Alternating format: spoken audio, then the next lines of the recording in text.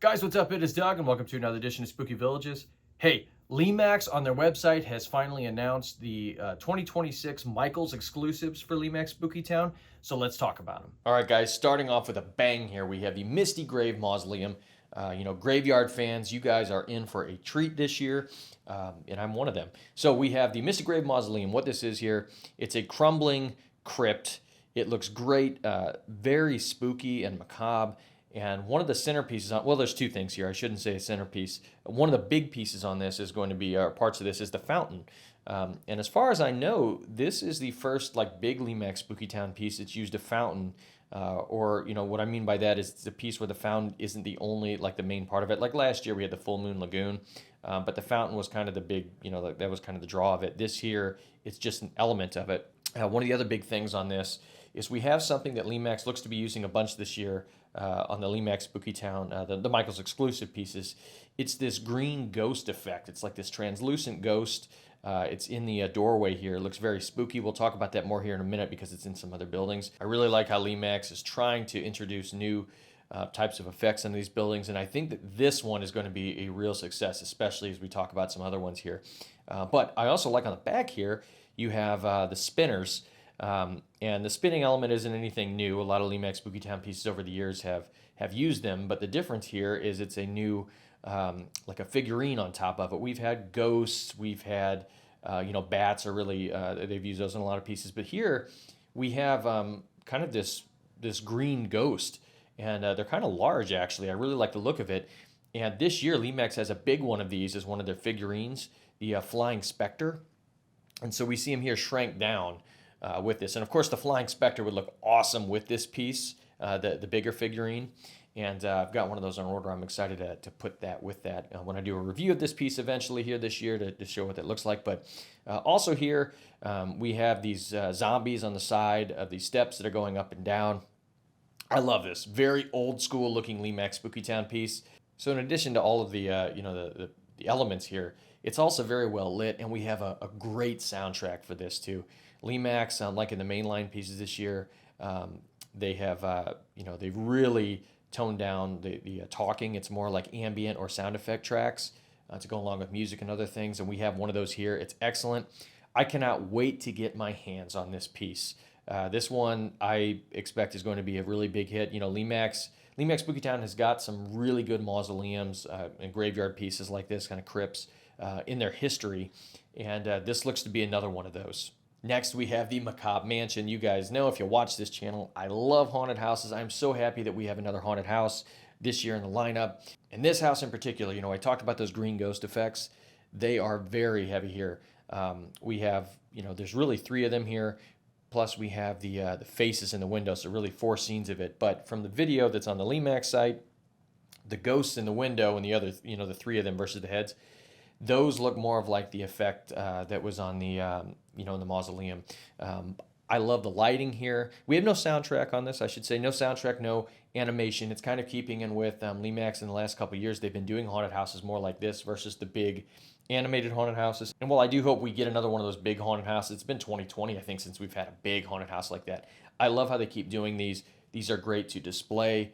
There's nothing that can really go wrong on them either because they have no animation. And this one here, I would be shocked if you don't see this, assuming that Lemax keeps doing the gift sets that they've been doing. I would be shocked if next year this one doesn't find itself in a gift set. But I love the gothic design on this also. It looks very spooky. The name is Macabre Manor, which makes sense on this. I really, really dig this one. So next up here, in keeping with the gothic buildings that are a little more understated, the theme here, we have the Cathedral of Eternal Doom. There's no animation here, but what is here, I think it looks fantastic. And of course you have that stained glass is kind of the most prominent thing. There's no animation or anything like that, but it's very well lit. Stained glass, at least in the pictures and video here on the Lemax side, it looks beautiful.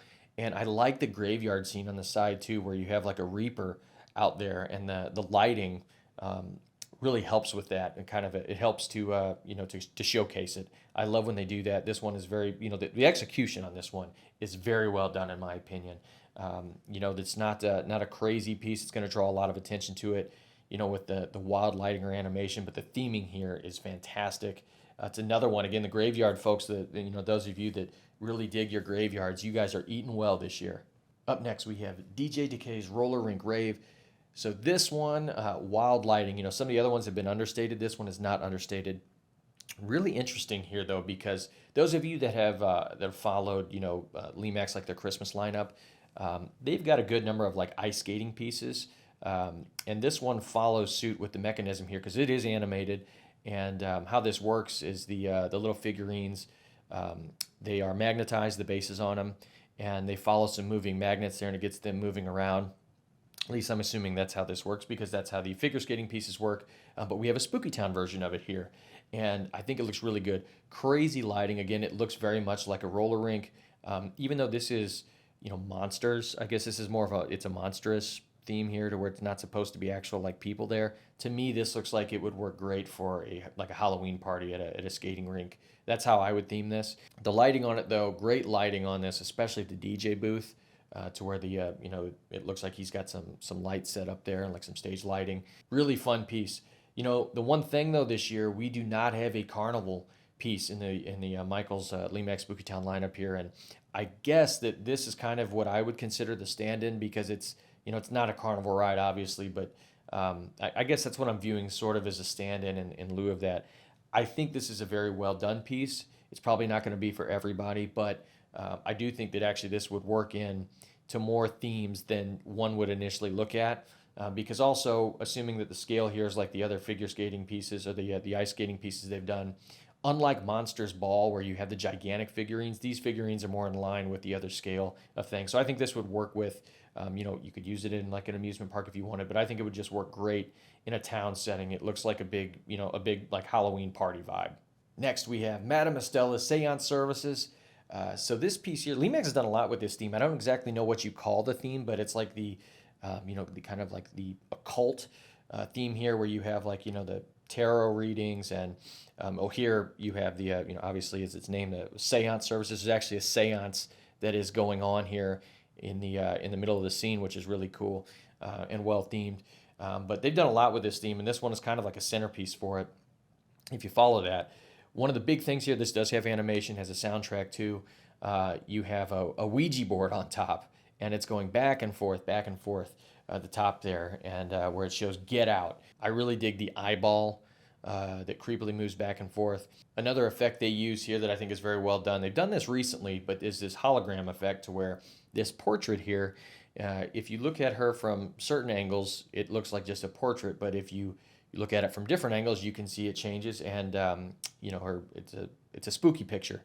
There's a lot going on this piece, but I think folks that are a fan of this theme are probably really going to like this one. So the last of the normal buildings here, we have the Coffin Parlor. So, this one looks like, at first glance, kind of like your standard town building, that's got a sort of a spooky theme around a general, something you'd find in a town, this being a tanning parlor. But I think this one, the execution this year Lemax has done, they've kind of taken it up a notch, across all their pieces, I think, in this Michael's, exclusive collection, because I really like I guess you'd call it animation, the top here. It's like a little spring or something here within the top, that big coffin that's on the top, because it moves. You can see the coffin lid moving. I like the effect on it. You also have here the sign in that bright neon green, which neon green seems to be the thing this year among this collection. But that sign there, I like the neon look on it because it's reminiscent of a tanning light.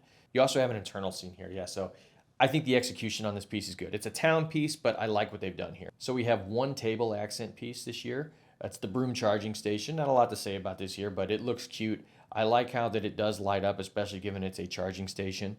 And lastly, guys, we have a new facade. Another one. Yes, there's another facade, that's in the Lemax Spooky Town main line this year, the graveyard one. This one here is the Shops of Horrid Hamlet. I really like this. Little Shop of Horror fans, of course, you're going to immediately pick up on what this is. This is a very direct homage to that. And even for, you Lemax Spooky Town fans who have been collecting for a while, we've had the Garden of Eden. This calls back to that, or Hemlock's Nursery. I love it. So the scene here that's going on, the big thing here, while there are a couple different shops here, of course you have like a book and potion shop on the side, you have a pub. The big thing here though is the Creeping Gardens. I really like the visual storytelling that's going on here, especially to where you have, looks like the plants, they've overrun the actual building here. They smashed through the glass window. You have the one that's outside here. And I also like how you have like the vine that's coming up through the chimney. Great bit of theming here. I love how this looks. I love these facades. This one would go fantastic with last year's Monsters on Main Street, but it'll go with all of them. I'm sure. I can't wait to get this one and plug it into my facade scene. I love how we keep getting facades. I love that we got 2 of them this year, like we had 2 last year. We're starting to get a good number of these things. So there's the Michaels buildings, guys. You have to let me know here. Let me know in the comments. What do you think? I gotta say, I'm very excited about them. I think they've done a very nice job with the collection. I feel like it's very focused. There's some very traditional themes. I love the graveyard pieces. And of course, that haunted house looks great.